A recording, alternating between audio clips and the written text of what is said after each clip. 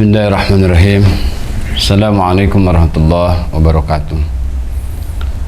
Innal hamdalillah nahmaduhu wa nasta'inu wa nastaghfiruh wa na'udzu billahi min syururi anfusina wa min sayyiati a'malina. May yahdihillahu fala mudhillalah wa may yudlilhu fala hadiyalah. Asyhadu an la ilaha illallah wahdahu la syarikalah wa asyhadu anna Muhammadan abduhu wa rasuluhu amma ba'du. Hadirin sahabat Darussalam rahimakumullah. Allah berfirman dalam Al-Qur'an, A'udzubillahi minasyaitonirrajim, kullu nafsin za'iqatul maut. Al-ayah, sadaqallahul azim. Hadirin sahabat Darussalam yang dimuliakan Allah. Setiap yang berjiwa pada akhirnya akan mengalami kematian. Bahkan jangan dalam urusan nyawa, kita lihat dalam raga kita, maka satu persatu tubuh ini sudah tidak mampu menopang kekuatan raga ini.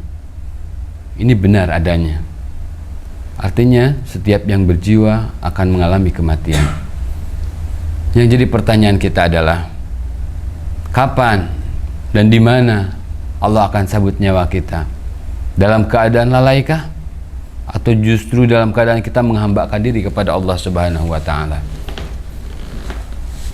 Maka jelas tujuan kita, dan Allah sampaikan dalam Al-Quran, jangan kita mati dalam keadaan kafir, tapi matilah dalam keadaan Islam. Maka itu yang harus kita pegang teguh.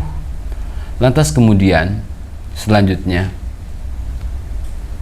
kemana ruh itu kemudian Allah bawa setelah Allah ambil nyawa kita? Hadirin sahabat Darussalam rahimakumullah. Dalam surat Az-Zumar Allah menjelaskan. Surat Az-Zumar ayat 42. A'udzubillahi minasyaitonirrajim. Allahu yatawaffal anfusa hina mautiha wallati lam tamut fi manamiha fayumsikul lati qada 'alaihal maut wa yursilul ukhra ila ajalin musamma. Inna fi dzalika laayatil liqaumin yatafakkarun. Yang artinya, Allah memegang nyawa seseorang pada saat kematiannya dan nyawa orang yang belum mati ketika ia tidur. Allah menahan nyawa orang yang telah ditetapkan kematiannya dan melepaskan nyawa lain sampai waktu yang ditentukan. Sungguh pada peristiwa itu terdapat tanda-tanda kebesaran Allah bagi kaum yang berfikir. Ini menjadi seolah informasi dari Allah untuk kita semua, bahwa ternyata tidur itu adalah mati, atau para ulama menyebutnya sebagai mati kecil. Karena ini sebuah gambaran orang yang sudah mati ketika ruhnya Allah genggam, maka orang yang dalam keadaan tertidur pun Allah genggam nyawa kita. Kalau memang belum waktunya, kemudian Allah kembalikan. Maka perhatikan ketika kita sebelum tidur kemudian kita berdoa, Bismika Allahumma ahya wa bismika amut. Bahkan ketika bangun tidurnya pun kita berdoa, Alhamdulillahilladzi ahyana ba'da ma amatana wa ilaihin nusyur. Maka di dua doa itu, sebelum dan sudah bangun tidur kita, disertakan di situ tentang kematian. Maka benar adanya kalau ternyata tidur itu adalah bagian daripada pelajaran kematian kita. Lantas kemudian, ketika itu gambaran kita bahwa di alam kubur kelak. Jadi di alam kubur itu, ketika seseorang yang mendapatkan azab kubur, menurut sebagian para ulama disebutkan bahwa azab kubur itu yang disiksa itu adalah ruhnya. Kemudian pertanyaan selanjutnya, lantas kemudian bagaimana dengan jasadnya?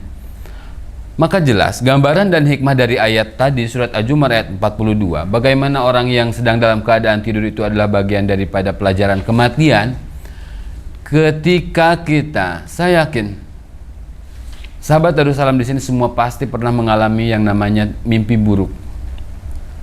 Ketika di mimpi buruk, contoh misalnya kita dikejar-kejar harimau atau dikejar-kejar orang bawa golok, lantas kemudian kita lari dan kemudian lari sampai pada akhirnya kemudian kita terbangun, maka apa yang terjadi?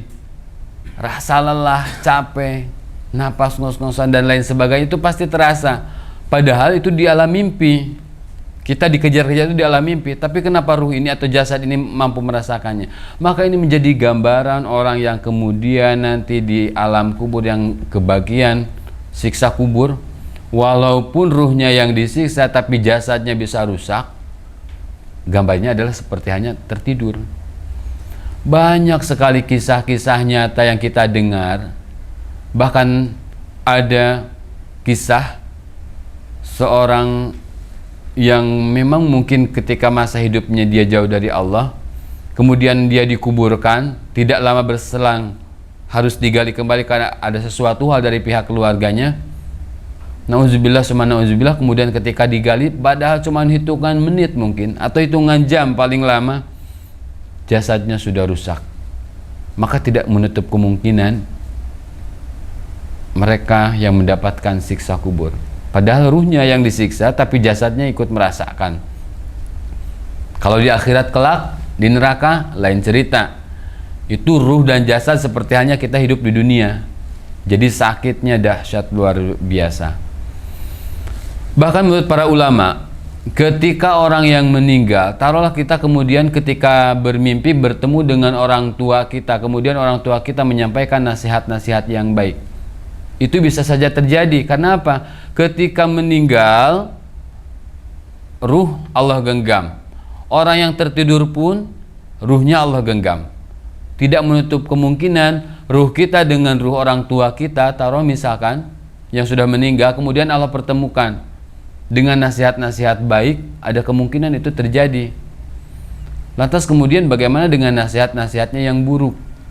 Nah, itu kemungkinan setan yang masuk ke alam mimpi kita. Maka hadirin ihwatu iman rahimakumullah, di sini Allah telah menjelaskan, bahkan banyak sekali hadis yang menjelaskan tentang bagaimana pengalaman kita nanti di akhirat kelak atau di alam kubur kita. Maka ini dahsyatnya hadis Nabi, dahsyatnya Al-Quran, mampu menceritakan pengalaman sebelum itu terjadi. Karena pada umumnya orang mampu menceritakan pengalaman itu setelah terjadi, tapi Al-Quran lain cerita. Ini mujizat. Ini Allah yang berbicara. Allah menceritakan pengalaman kita padahal itu belum terjadi. Bagaimana siksa kubur, seolah menjadi cerita fiktif. Bagaimana nanti siksa dan kehidupan akhirat kelak, seolah menjadi hanya hayalan dan ilusi. Tapi inilah dahsyat mujizat daripada Al-Quran, mampu menceritakan pengalaman kita sebelum itu terjadi. Nah, kenapa Allah ceritakan pengalaman kita terlebih dahulu? Agar kita senantiasa berhati-hati, agar senantiasa kita terus memperbaiki amalan-amalan kita. Maka benar saja kata Nabi, seseorang itu akan mati, akan meninggal tergantung pada kebiasaannya. Kalau pada kebiasaannya bibirnya dia selalu dibasahi dengan kalimat-kalimat thayyibah, maka kemudian di akhir hayatnya pun kita akan mampu dan mudah untuk mengucapkan kalimat la ilaha illallah, atau paling sederhananya kalimat Allah. Kalau pada kebiasaannya dia tidak atau bahkan jarang atau tidak sama sekali mengucapkan kalimat la ilaha illallah, bagaimana mungkin nanti di akhir hayatnya dia mudah untuk menyebutkan kalimat la ilaha illallah. Satu kisah paman Nabi yang selalu membela Nabi, bahkan bukan cuma hartanya, nyawanya pun dia pertaruhkan untuk membela perjuangan Nabi. Tapi bagaimana kita perhatikan di akhir ayatnya, Nabi sendiri yang mentalkinkannya, kekasih Allah. Ketika Nabi mentalkinkan, wahai paman, tolong sebutkan kalimat la ilaha illallah. Apa yang dijawab paman Nabi pada saat itu? La ba'sa ya Muhammad, la ba'sa. Tidak bisa Muhammad, tidak bisa. Padahal yang mentalkinkannya itu langsung Nabi, yang mentalkinkannya itu langsung kekasih Allah. Nah ini tidak bisa dia. Karena apa? Karena kebiasaannya. Pada kebiasaannya ternyata Abu Thalib dia tidak mengucapkan kalimat la ilaha illallah. Makanya teramat susah. Makanya sahabat Darussalam yang dimuliakan Allah, alangkah baiknya ketika ditanya seorang, atau kita sering melihat tuh di infotainment, seorang artis yang ditanya, kamu kapan sih menikah? Kamu kapan sih pergi umroh, pergi haji, padahal kemampuan ada. Dengan seenaknya dia bilang, kalau saya itu terserah yang di atas saja. Apa susahnya sih menyebutkan kalimat saya terserah Allah? Itu akan lebih mudah dan akan lebih berfaedah mulut ini ketika diucapkan kalimat-kalimat thayyibah. daripada kita menyebutkan terserah yang di atas. Kan itu untuk pelajaran bahwa ketika mulut ini terbiasa untuk mengucapkan kalimat la ilaha illallah atau kalimat-kalimat thayyibah, subhanallah, walhamdulillah, wala ilaha illallah, wallahu akbar, maka mungkin itu sebagai pembelajaran dan dipastikan kemungkinan di akhir hayatnya kita kemudian akan lebih mudah untuk menyebutkan kalimat la ilaha illallah. Maka pada akhirnya kemudian nanti kematian itu akan dibagi dua. Ada yang husnul khotimah, ada yang sul khotimah, ada yang matinya dalam keadaan baik dan ada yang dalam keadaan buruk. Maka keadaan orang yang baik ini adalah mereka yang senantiasa menghambakan dirinya dan merindukan dirinya kepada Allah Subhanahu wa taala dengan derajat takwa itu akan teramat mudah. Tapi yang lain ada matinya dalam keadaan buruk, yaitu orang-orang yang kafir. Sampai di Al-Quran Allah menjelaskan yadribuna wujuhahum, mereka dipukul dari depan, dipukul dari belakang oleh malaikat ketika matinya. Tapi matinya orang yang mukmin, orang yang senantiasa beriman kepada Allah dengan membawa bekal takwa, para ulama atau satu hadis menyebutkan, maka dia dicabut nyawanya seperti halnya mencabut sehelai rambut dari tepung atau sehelai rambut dari air, teramat mudah. Walaupun semua orang pasti mengalami sakaratul maut dan sakitnya dahsyat luar biasa sakaratul maut itu. Sampai satu ketika Nabi Musa dengan para sahabatnya lewat di satu kuburan. Kemudian di kuburan itu satu sahabat bertanya kepada Nabi Musa, "Hai Musa, katanya ini di dalam kubur lagi ngapain ya dia? Dulu matinya dia kayak apa?" Sampai ketika di sela-sela pertanyaan itu Allah kemudian seolah menunjukkan kekuasaannya, dibangkitkanlah orang yang sudah meninggal di dalam kubur itu. Ketika dibangkitkan, kemudian si yang meninggal ini, yang dalam kubur ini, dia ngomong di antara para sahabat-sahabat Nabi Musa, katanya, "Aku adalah orang yang meninggal dalam keadaan 50 tahun yang lalu, tapi syakaratul maut sampai sekarang masih berasa." Kebayang nggak 50 tahun syakaratul mautnya masih berasa? Sakitnya dahsyat luar biasa. Sakit yang mungkin kita tidak bisa gambarkan sakitnya sesakit-sakitnya kita di dunia. Maka pantas Nabi mengajarkan tentang doa, Allahumma hawwin alaina fi syakaratil maut. Ya Allah, mudahkan hamba, mudahkan kita dalam keadaan menghadapi syakaratul maut. Dan tolong dawamkan ini di setiap selesai sholat kita. Saya ulang, mungkin para sahabat Darussalam ada yang mungkin belum hafal dan mungkin bisa mencatatnya. Allahumma hawwin alaina fi syakaratil maut. Saya ulang sekali lagi, Allahumma hawwin alaina fi syakaratil maut. Dan mudah-mudahan pada akhirnya Allah mudahkan kita dalam menghadapi syakaratul maut, dan sehingga mudah pula bibir ini untuk menyebutkan kalimat-kalimat thayyibah, yang satu di antaranya adalah kalimat tauhid, la ilaha illallah. Dan pada akhirnya sebagaimana yang dijanjikan Nabi, siapa orang yang mampu untuk mengucapkan bibirnya di akhir hayatnya dengan kalimat la ilaha illallah, dakhalal jannah. Dan mudah-mudahan itu adalah kita, dan mudah-mudahan itu adalah saudara-saudara kita yang senantiasa kita talkinkan.